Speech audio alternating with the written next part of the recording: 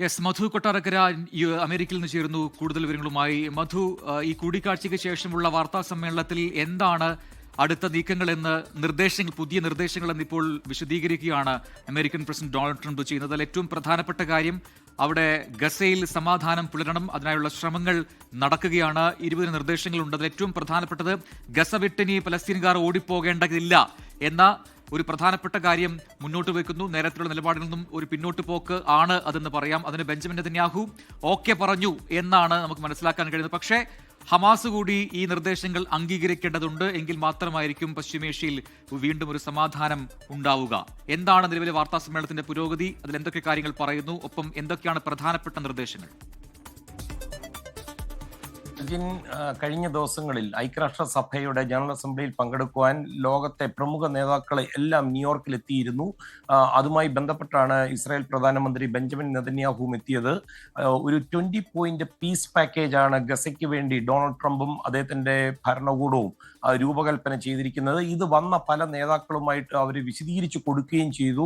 അതുമാത്രമല്ല, കഴിഞ്ഞ 2 ദിവസമായിട്ട് ഡൊണാൾഡ് ട്രംപിന്റെ വിശ്വസ്തൻ US പ്രതിനിധി കൂടിയായ സ്റ്റീവ് വിറ്റ്കോഫും അതുപോലെ അദ്ദേഹത്തിന്റെ മരുമകൻ ജാരഡ് കുഷ്ണറും നെതന്യാഹുവുമായി തുടർച്ചയായിട്ട് ചർച്ചകൾ നടത്തി.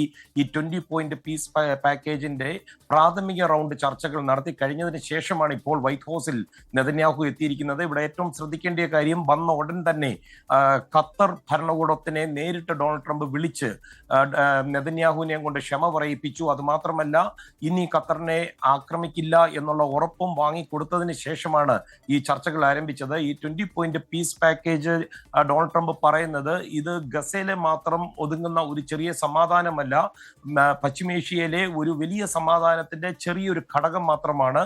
ഈ കരാർ അംഗീകരിച്ചു കഴിഞ്ഞാൽ 72 മണിക്കൂറിനുള്ളിൽ ഹമാസ് ഇപ്പോൾ തടങ്കലിലുള്ള മുഴുവൻ ബന്ദികളെയും ജീവനോടെയും അല്ലാതെയും ഉള്ള ആൾക്കാരെ വിട്ടുകൊടുത്തിരിക്കണം. അത് മാത്രമല്ല, ഹമാസിനെ പൂർണ്ണമായിട്ട് ഡീകമ്മീഷൻ ചെയ്യുമെന്ന് ഈ 20 പോയിന്റിൽ പറയുന്നുണ്ട്. ഹമാസ് അവിടെ ഉണ്ടാകാൻ പാടില്ല. അതുപോലെ തന്നെ ഹമാസ് നിർമ്മിച്ചിരിക്കുന്ന ടണലുകൾ അതുപോലെ മറ്റ് നിർമ്മാണ പ്രവർത്തനങ്ങളെല്ലാം നശിപ്പിച്ചു കളയും. ഇവിടെ ലോക്കൽ പോലീസിനെ ഏൽപ്പിക്കും. അതുപോലെ ഒരു ട്രാൻസിഷൻ അതോറിറ്റി ആയിരിക്കും ഇതിന്റെ തലപ്പത്തേക്ക് വരുന്നത്. ഗാസ റീഡെവലപ്പ് ചെയ്യും. അതുപോലെ ഒരു ബോർഡ് ഓഫ് പീസ് എന്ന് പറയുന്ന ഒരു സംഘടന പോലെ ഉള്ള ഒരു ബോർഡിന് രൂപം കൊടുക്കും. ഡൊണാൾഡ് ട്രംപ് പറയുന്നത് അതിന്റെ തലപ്പത്തേക്ക് ഡൊണാൾഡ് ട്രംപ് വരണമെന്നാണ് എല്ലാവരുടെയും ആഗ്രഹമെന്ന് പറയുന്നു. അത് അദ്ദേഹം പറഞ്ഞിട്ടല്ലെന്നും പറയുന്നു.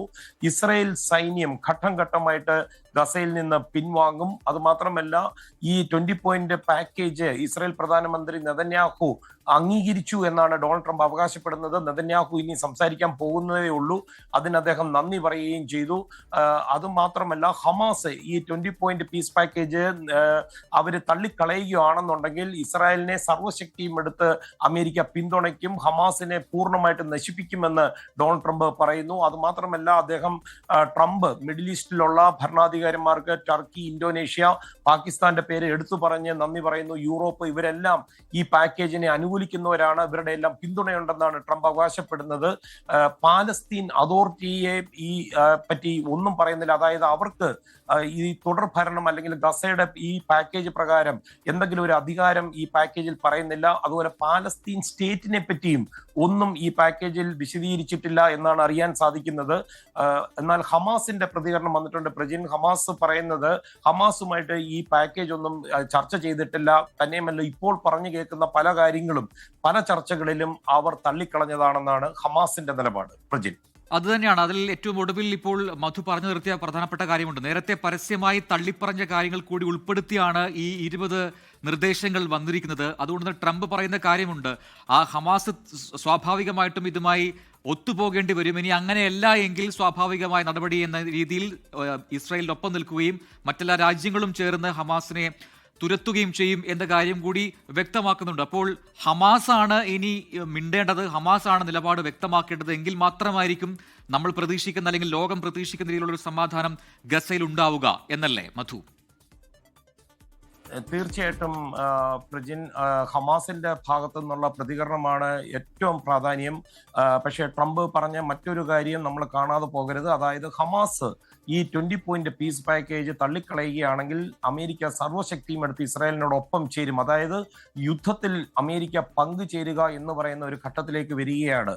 അപ്പൊ അതൊരു ഭീഷണിയാണ് ട്രംപ് മുന്നോട്ട് വെച്ചിരിക്കുന്നത്. അത് മാത്രമല്ല, ട്രംപ് പറയുന്നത് പല രാജ്യങ്ങൾക്കും ഇസ്രായേലിനോട് താല്പര്യമുണ്ട്, അവരോട് ആദരവുണ്ട്, തന്നെ പോലെ ഇത്തരം രാജ്യങ്ങൾ ഉള്ളതിനെ പറ്റിയും അദ്ദേഹം വെളിപ്പെടുത്തിയിട്ടുമുണ്ട്. അതായത് കുറെ രാജ്യങ്ങളുടെ പിന്തുണയോടുകൂടിയായിരിക്കും മുന്നോട്ടുള്ള പോക്ക് എന്ന് ട്രംപ് പറയാതെ പറഞ്ഞു വെച്ചിരിക്കുകയാണ് പ്രജിൻ. യെസ്, എന്തായാലും മറ്റൊരു കാര്യം കൂടി ഏറ്റവും ഒടുവിൽ ഇപ്പോൾ ട്രംപ് പറഞ്ഞതായി വിദേശ മാധ്യമങ്ങൾ റിപ്പോർട്ട് ചെയ്യുന്നു. ഈ ഡീല് ഹമാസിന് അംഗീകരിക്കേണ്ടി വരും. മുൻപത്തെ പോലെയല്ല, ഹമാസിന്റെ പ്രധാനപ്പെട്ട പല നേതാക്കളും ഇപ്പോൾ കൊല്ലപ്പെട്ടിരിക്കുന്നു, ഇസ്രായേൽ കൊലപ്പെടുത്തിയിരിക്കുന്നു. അതുകൊണ്ട് തന്നെ ഈ പുതിയ ഡീലുമായി മുന്നോട്ട് പോകാൻ ഹമാസ് തയ്യാറാകേണ്ടി വരും. അതിനുള്ള സാധ്യത കൂടുതലാണ് എന്നുകൂടി ഇപ്പോൾ ട്രംപ് വ്യക്തമാക്കുന്നുണ്ട്.